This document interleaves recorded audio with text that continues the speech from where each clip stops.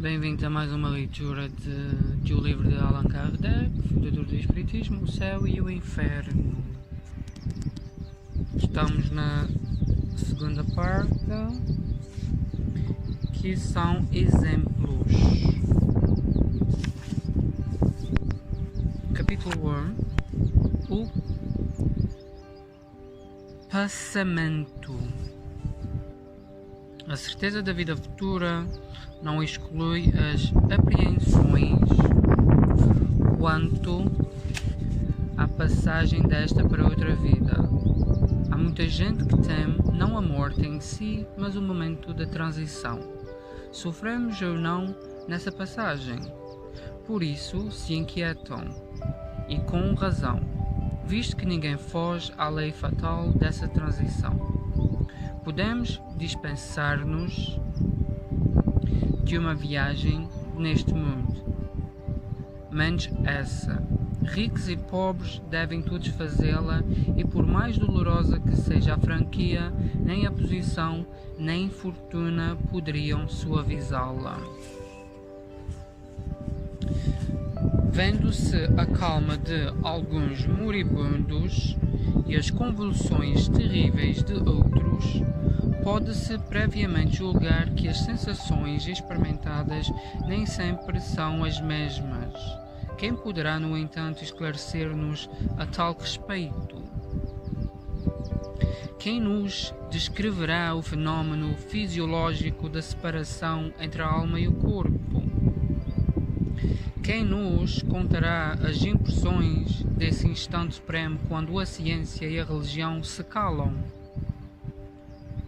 E calam-se porque lhes falta o conhecimento das leis que regem as relações do espírito e da matéria, parando uma nos umbrais da vida espiritual e a outra nos da vida material.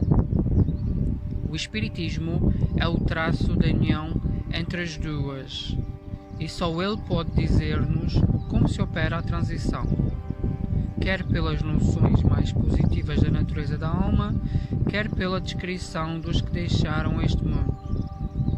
O conhecimento do lado fluídico que une a alma ao corpo é a chave desse e de muitos outros fenómenos. A insensibilidade da matéria inerte é um facto, e só a alma experimenta sensações de dor e de prazer. Durante a vida, toda a desagregação material repercute na alma, que por este motivo recebe uma impressão mais ou menos dolorosa. É a alma e não o corpo quem sofre, pois este não é mais que instrumento da dor. Aquela é o paciente. Após a morte, separada a alma, o corpo pode ser impunemente mutilado, que nada sentirá. Aquela, por isolada, nada experimenta da destruição orgânica. A alma tem sensações próprias cuja fonte não reside na matéria tangível. O perispírito é o envoltório da alma e não se separa dela nem antes nem depois da morte. Ele não forma com ela mais que uma só entidade, e nem mesmo se pode conceber uma sem o outro. Durante a vida, o fluido perispíritico penetra o corpo em todas as suas partes e serve de veículo às sensações físicas da alma, do mesmo modo que esta, por seu intermédio, atua sobre o corpo e lhe dirige os movimentos. A extensão da vida orgânica acarreta a separação da alma em consequência do rompimento do laço fluídico que a une ao corpo, mas essa separação nunca é brusca. O fluido perispiritual só pouco a pouco se desprende de todos os órgãos, de sorte que a separação só é completa e absoluta quando não mais resta um átomo do perispírito ligado a uma molécula do corpo.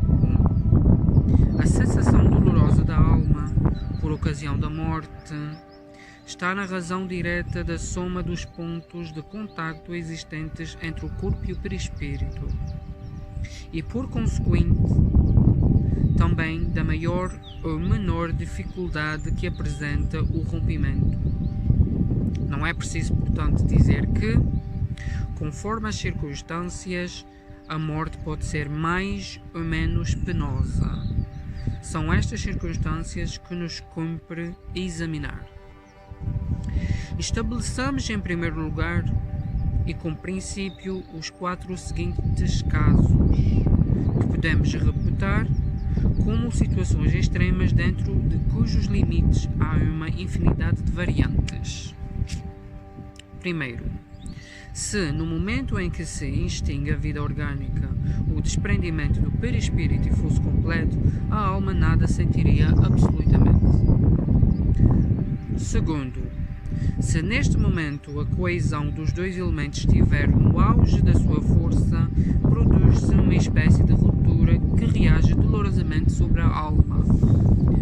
Terceiro, se a coesão for fraca, a separação torna-se fácil e opera-se sem abalo.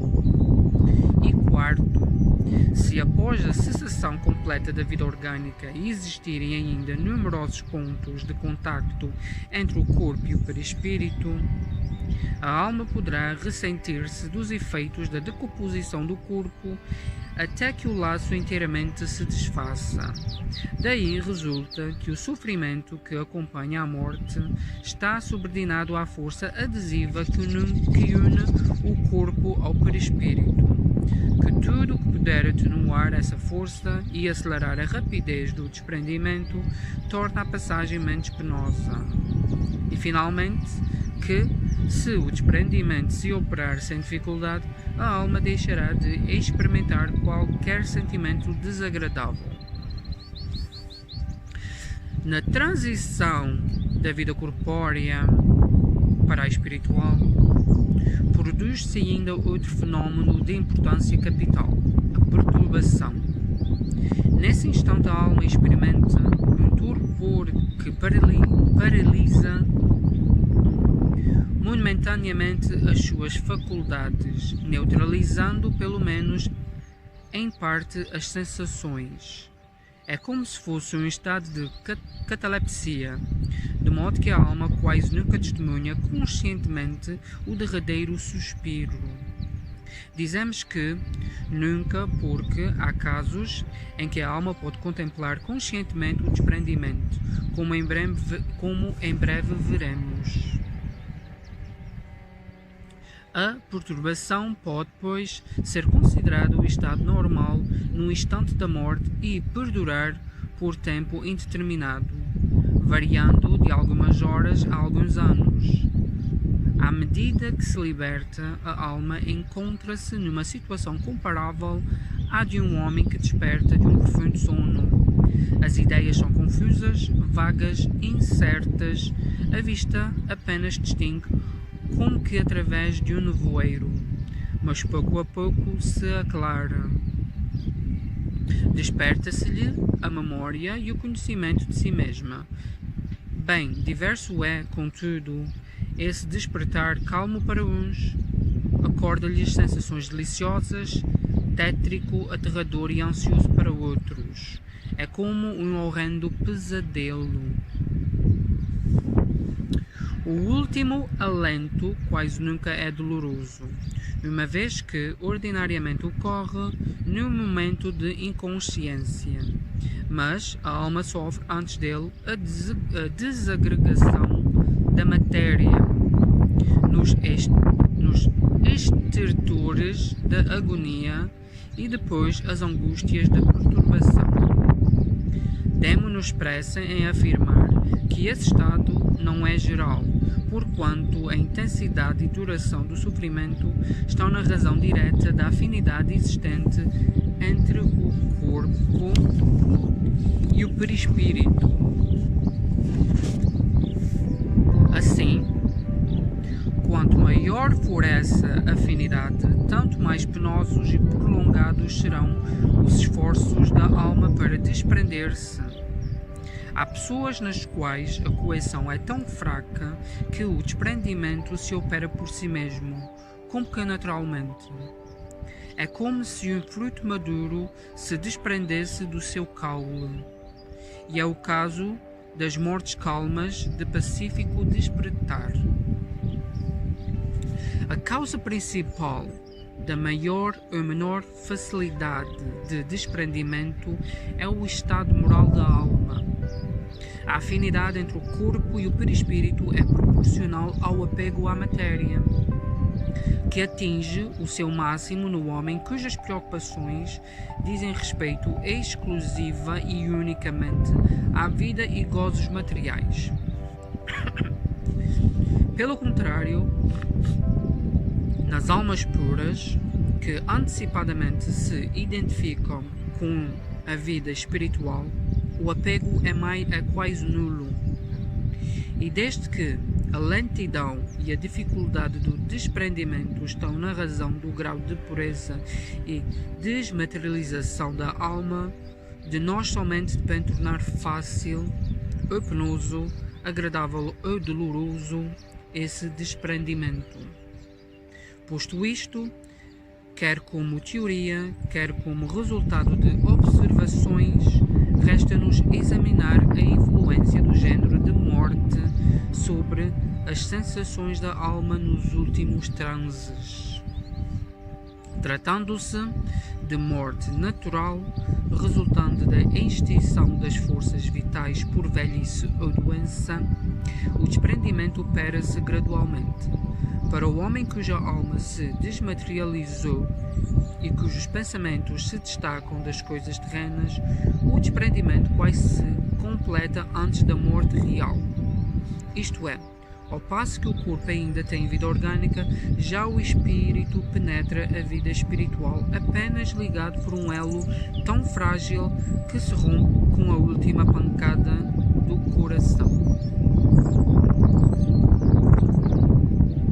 Nesta contingência, o espírito pode ter já recuperado a sua lucidez, de modo a tornar-se testemunha consciente da extensão da vida do corpo, considerando-se feliz por tê-lo deixado.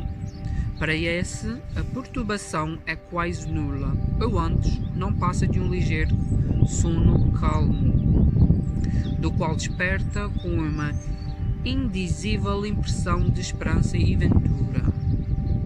No homem materializado e sensual, que mais viveu do corpo que do espírito, e para o qual a vida espiritual nada significa, nem sequer toca o pensamento, tudo contribui para estreitar os laços materiais, e quando a morte se aproxima, o desprendimento, conquanto se opera gradualmente, também demanda contínuos esforços. As convulsões da agonia são indícios da luta do espírito que, às vezes, procura romper os elos resistentes e outras agarra-se ao corpo, do qual uma forma irresistível o arrebata com violência molécula por molécula. Quanto menos se vê o espírito além da vida corpórea, tanto mais que se lhe apega, e assim sente-se que ela lhe foge e quer retê-la, em vez de se abandonar ao movimento que o empolga, resiste em todas as forças e pode mesmo prolongar a luta por dias, semanas e meses inteiros. Certo, nesse momento o espírito não possui toda a lucidez, visto como uma perturbação de muito se antecipou à morte, mas nem por isso sofre menos, e o vácuo em que se acha e a incerteza do que lhe sucederá agravam-lhe as angústias. Dá-se por fim a morte e nem por isso está tudo terminado. A perturbação continua. Ele sente que vive, mas não define se material ou espiritualmente. Luta e luta ainda, até que as últimas ligações do perispírito se tenham de todo rompido. A morte pôs termo à moléstia efetiva, mas não lhe suscitou as consequências, e enquanto existirem pontos de contacto do perispírito com o corpo, o espírito ressente-se e sofre com as suas impressões. Quão diferente é a situação do espírito desmaterializado, mesmo nas enfermidades mais cruéis, sendo frágeis os laços fluídicos que o prendem ao corpo, rompem-se suavemente. Depois, a confiança do futuro é entrevisto em pensamento ou na realidade. Como sucede algumas vezes, falo encarar a morte como uma redenção e as suas consequências como uma prova. Advindo-lhe daí uma calma resignada que lhe ameniza o sofrimento. Após a morte, desfeitos os laços, nenhuma só reação dolorosa que o afete, o despertar é lépido. Desembaraçado por sensações únicas, o alívio, a alegria.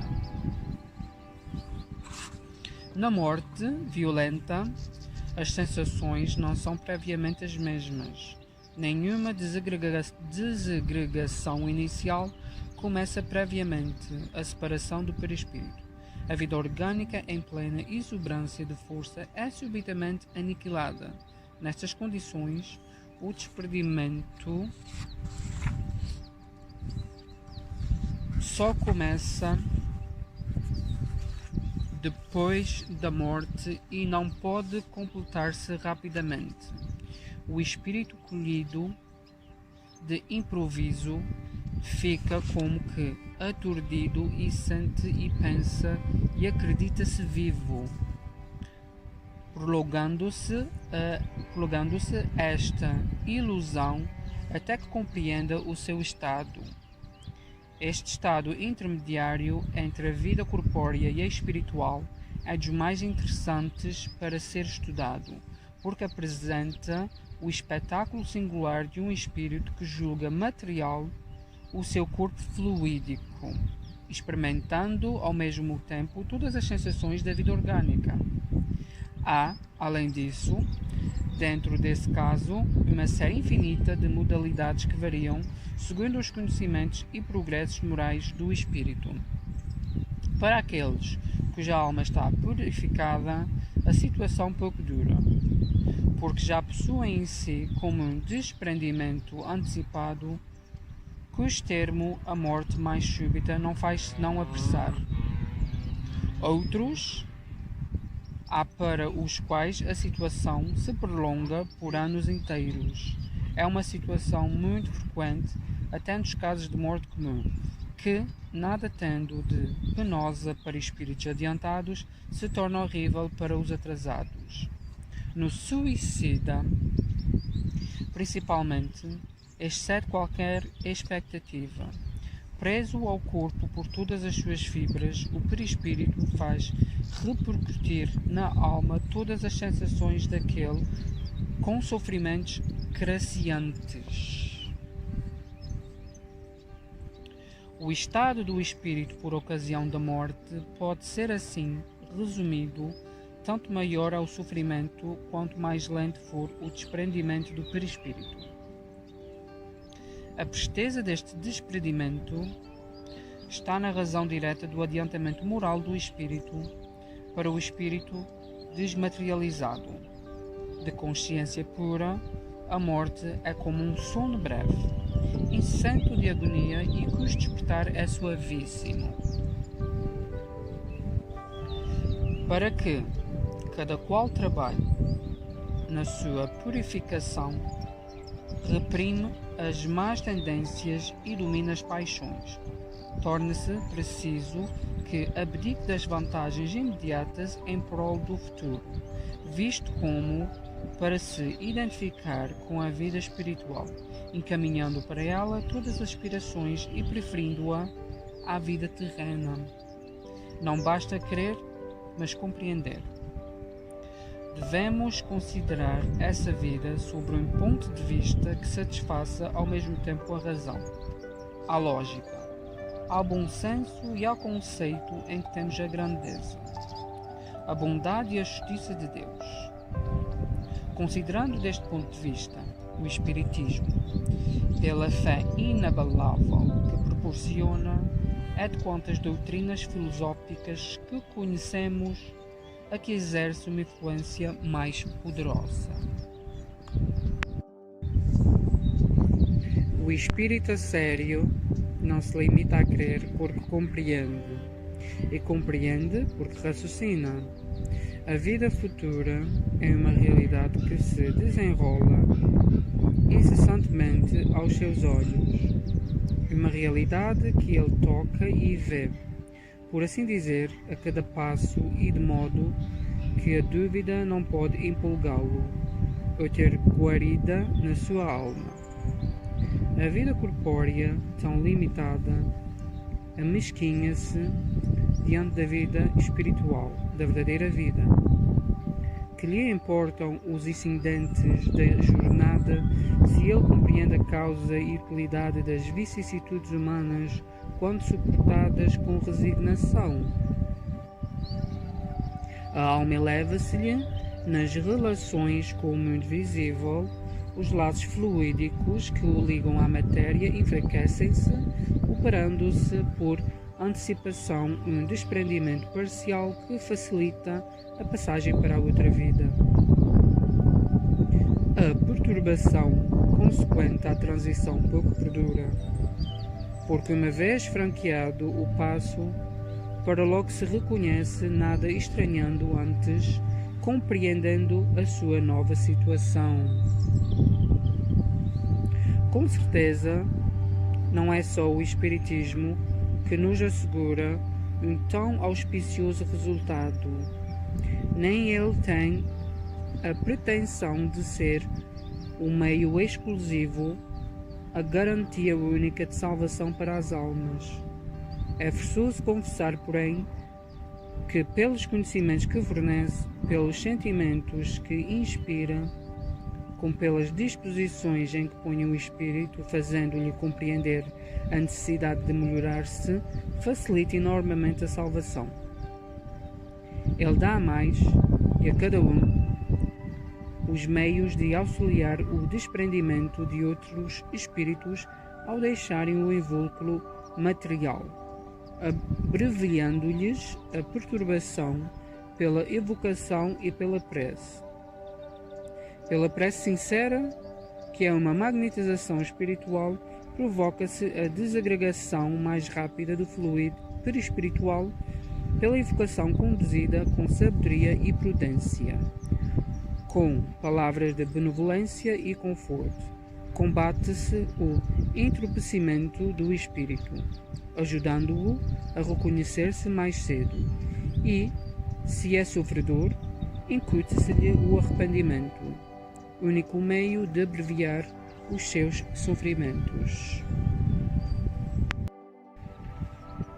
Nota: os exemplos que vamos transcrever mostram-nos os espíritos nas diferentes fases de felicidade e infelicidade da vida espiritual. Não fomos procurá-los nas personagens mais ou menos ilustres da antiguidade, cuja situação pudera ter mudado consideravelmente depois da existência que lhes conhecemos, e que por isso não oferecem provas suficientes de autenticidade. Pelo contrário, tomamos tais exemplos nas circunstâncias mais ordinárias da vida contemporânea, uma vez que assim pode cada qual encontrar mais similitudes